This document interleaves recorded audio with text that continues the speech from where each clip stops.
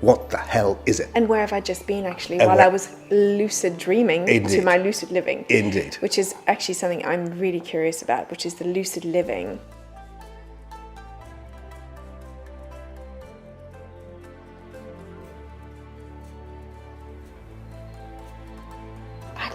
Tell us more, because Okay. I'm very into it. And this will help with the paralogical thinking. I mean, the paralogical thinking is I mean, I'll go to the lucid living and use it straight away. But the Yeah. essence of paralogical thinking is just going, look, logical thinking is great. Actually, I'm a big fan of it. I really wish people, especially in spirituality, would be more logical. One of the problems we've got, why it's got a bad Yes. name, is it's so woo-woo.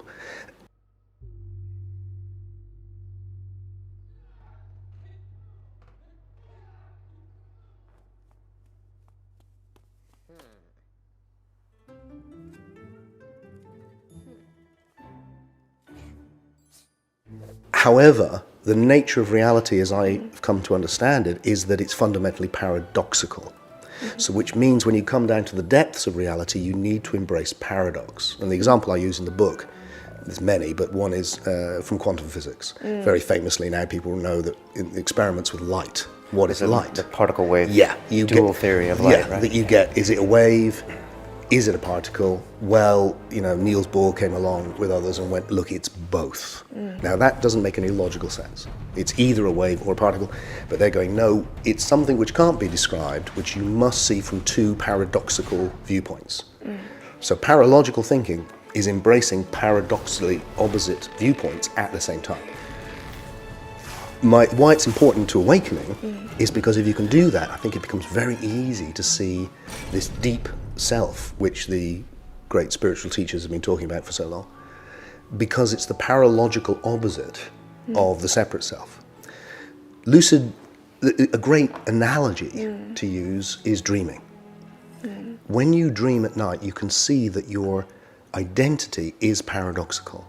If you dream lucidly. If you're lost in the dream, if you're asleep in the dream, you think you are the person in the dream, you think it really is there in the way you think it's there. You are one amongst many in the dream. Everything kind of makes sense. Emotions. And the 6-foot pink rabbit is just, what do we expect? Everything makes sense, even the nutty things.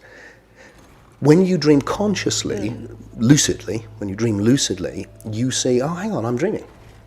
And at that moment, you see that your nature is a paradox, because on the one hand, you're the person in the dream, but on the other hand, you're what? You're the awareness within which the dream is arising. You're the dreamer. Yeah. So in one way, you're this individual in the dream, and in another way, you're the whole dream. It's all you. It's all one. And everything is arising within you. So you're in it, and it's in you. Which is true? They're both true, depending on how you look at it. That's a paralogical perspective. To get this deep awake, it's the same or similar now. Is to look at this moment and go, okay, so we're here now. We're normally so unconscious we don't even notice the most obvious thing, which is it's really weird and strange and mysterious, and we don't know what it is. We just take it for granted. Yeah. We think it's there, although science has shown that it's not. What's the paralogical opposite of our identity? Here I'm an object, here I'm Tim. I'm this separate self, here's you. I love the separate self. It's beautiful. Body's fantastic. Everyone should have one. And then there's the deep self. It's like, what is it that's witnessing this? Yeah. What is the awareness within which this is arising? And what I see when I look at that is comparable to lucid dreaming. That's why I call it lucid living. Which is that on the one hand, I'm a thing here, I'm an object, and then I'm a subject, which is not a thing, but it's like a presence. Yeah. Within which this flow of colours and shapes and sounds and thoughts is arising. And so I'm both a thing and a no thing, as it were.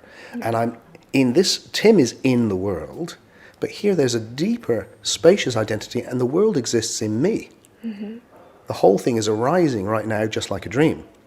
And just like a dream, I'm in it and it's in me. And like a dream, here Tim is a unique perspective, and I'm meeting you, and what's so glorious about you is you're not me.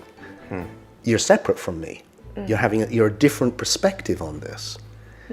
But when I come back into that deepest presence, there's no difference. Is that a collective conscious? It feels like there's one of us dreaming itself to be everything and everyone, and then meeting itself in all of these different guises. And then to return to your question about what I do at the Mystery Experience retreats, is if I can take people deeply enough to experience that for themselves, when they look in someone's eyes, they can both see the separate individual, and beyond that, they can see The one is looking at itself by appearing to be two. Yeah.